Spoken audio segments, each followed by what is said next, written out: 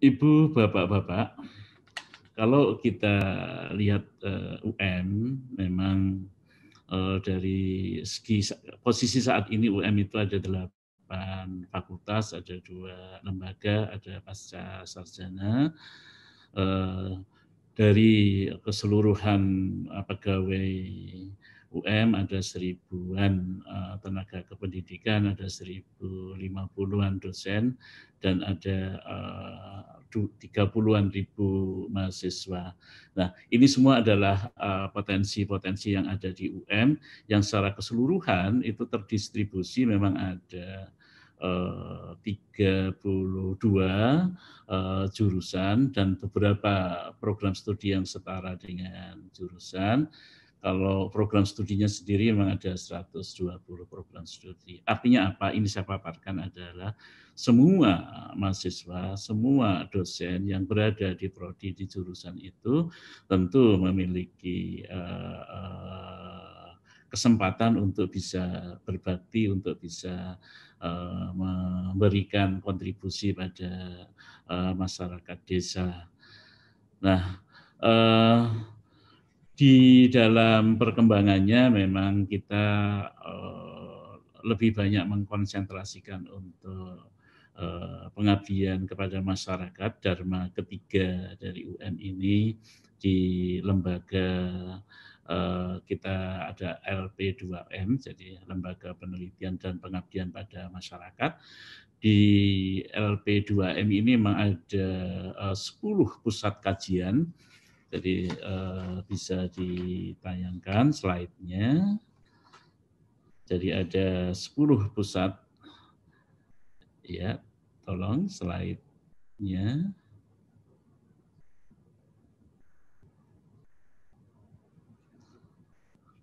Oke, tidak kelihatan ya. Jadi ada memang pusat yang fokusnya pada pendidikan itu sendiri, ada pada pusat sosial humaniora dan pariwisata.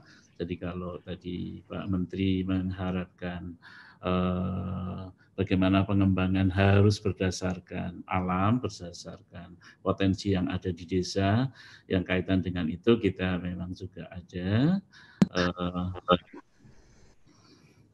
Terus ada juga prodi, ada pusat material maju, ini memang untuk lebih pada new energi baru, pembaharuan yang terbarukan, energi yang terbarukan. Ada pusat gender dan kesehatan, ada juga pusat kebencanaan, mitigasi dan lingkungan. Kita juga punya pusat sumber daya wilayah dan kuliah kerja nyata. Ya, sebelumnya, slide sebelumnya tadi. Oke, slide sebelumnya. Ya, coba di zoom dibesarkan itu.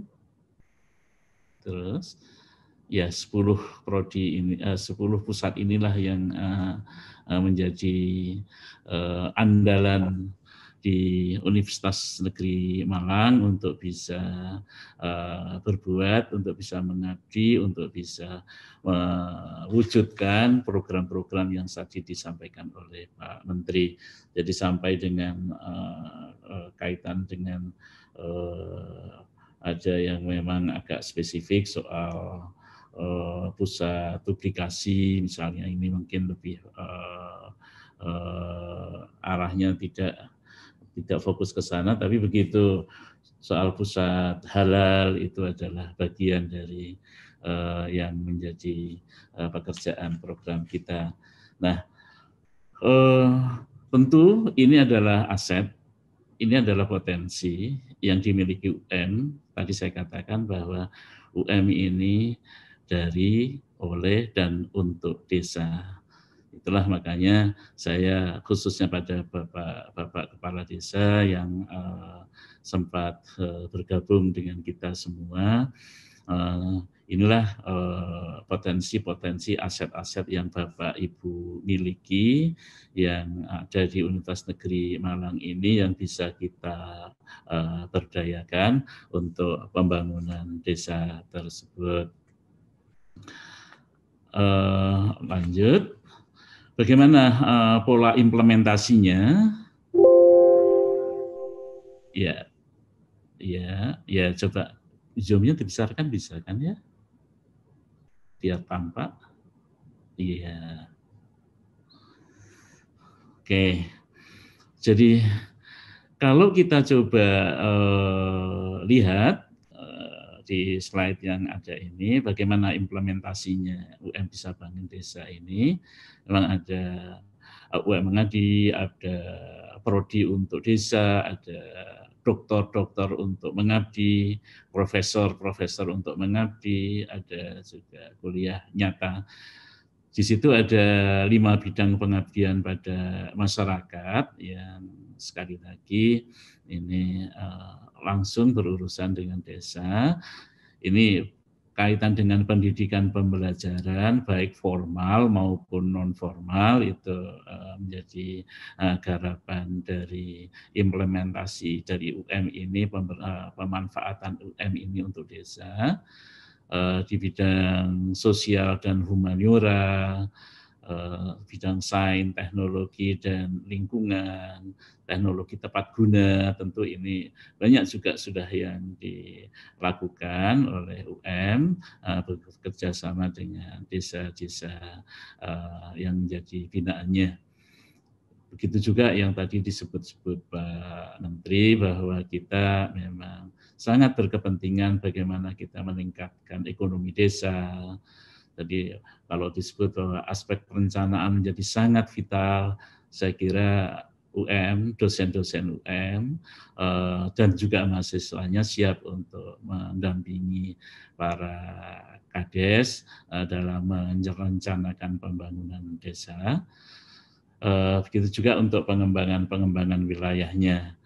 Nah, itu semua tentu kita maksudkan untuk membentuk karakter warga masyarakat desa. Dalam beberapa kasus kita sering dihadapkan pada situasi bahwa warga kita termasuk di desa itu sebagian sudah kehilangan jati dirinya karena dari tayangan tontonan dari dunia maya melunturkan karakter gotong royong dan seterusnya yang ada di masyarakat kita. Itu yang memang akan terus kita tegakkan, itu yang kita bangun. Begitu juga dengan transfer teknologi, tentu di sini yang tepat adalah TTG, kami menyimpannya teknologi tepat guna. Pendampingan itu aktivitas-aktivitasnya, modeling jadi pemodelannya.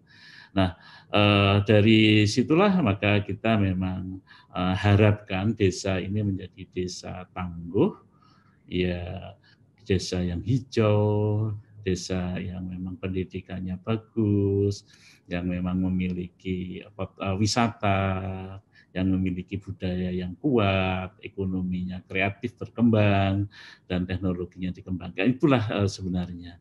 Next, slide berikutnya.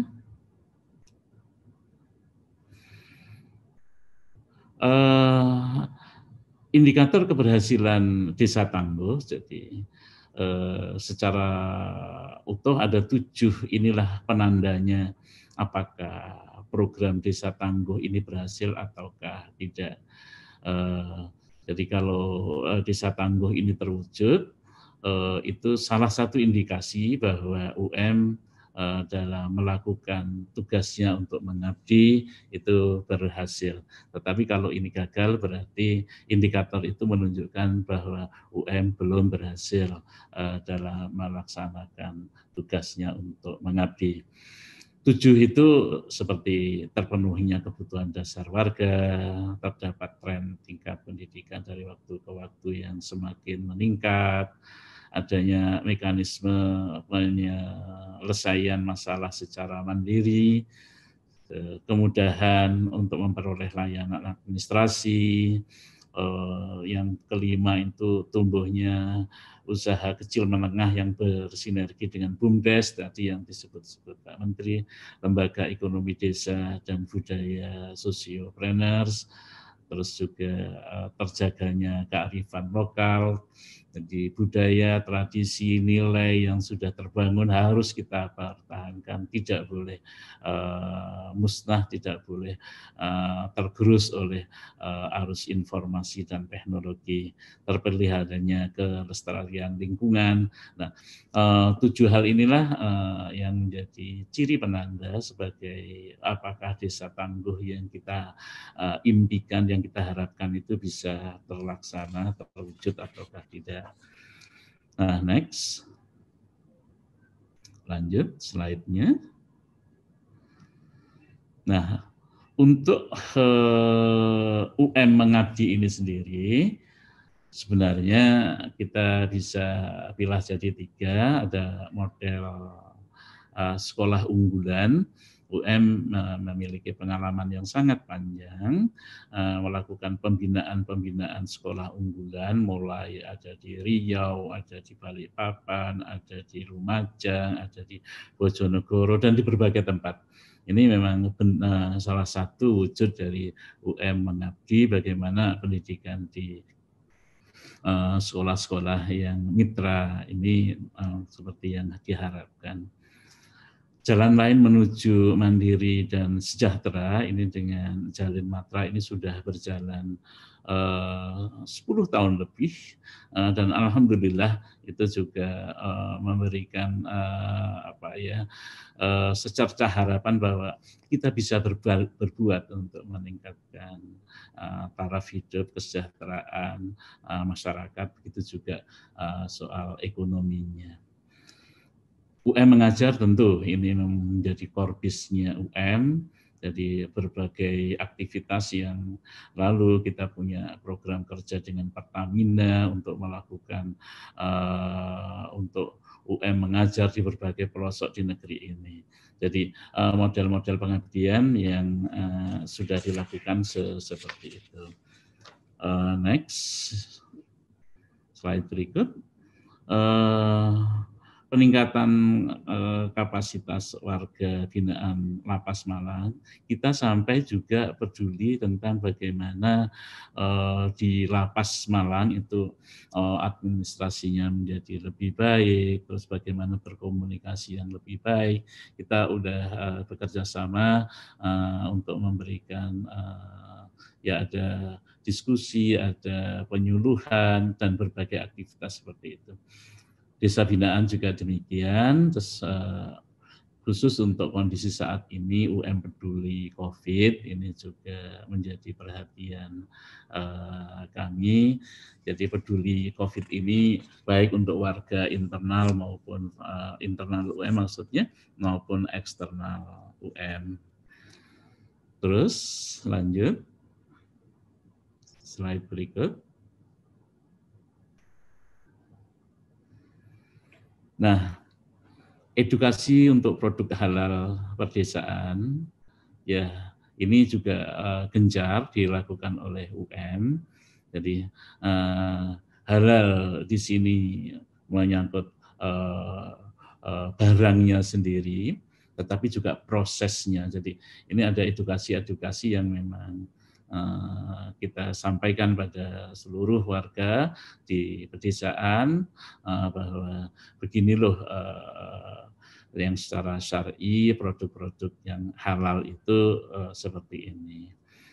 Nah, teknologi tepat guna di pedesaan seperti saya singgung tadi sudah banyak sekali, mungkin sudah ratusan produk yang dihasilkan yang sekarang memang termanfaatkan oleh masyarakat.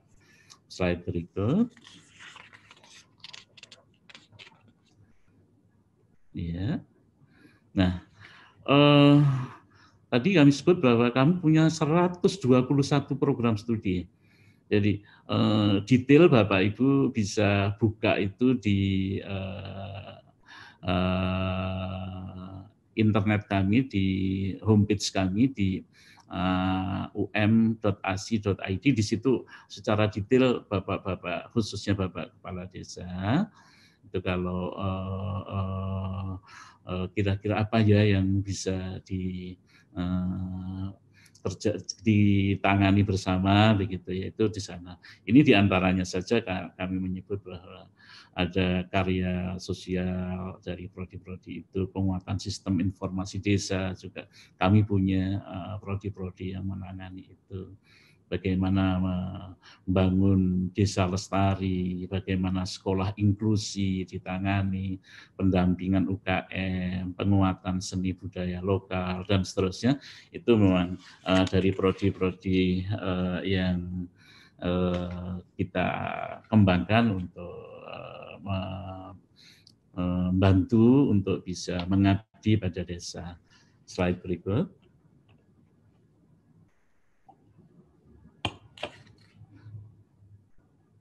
Ya, slide berikutnya. Oke. Dokter mengabdi, ini juga profesornya. Jadi kami saat ini hampir punya 82 profesor yang juga profesor ke sekolah, profesor mengabdi. Ini memang ya tugasnya kita jadi dharma ketiga, pengabdian masyarakat. Jadi apapun golongannya, apapun pangkatnya, mulai lektor sampai profesor memang juga punya keharusan untuk mengabdi pada masyarakat. Jadi pengabdian dosen bidang pendidikan, non-pendidikan, terus pengabdian bidang sosial, seterusnya. Bapak dan Ibu peserta webinar yang saya hormati, UM mulai 2009, 2010 itu setelah dari IKIP berubah menjadi Universitas Negeri Malang, itu adalah seluruh prodi pendidikan itu ada non-pendidikannya.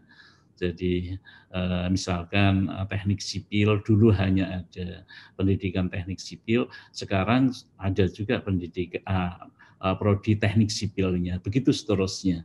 Sehingga pengabdian ini tidak sebatas pada aspek pendidikannya saja, tetapi juga pada aspek non-pendidikannya.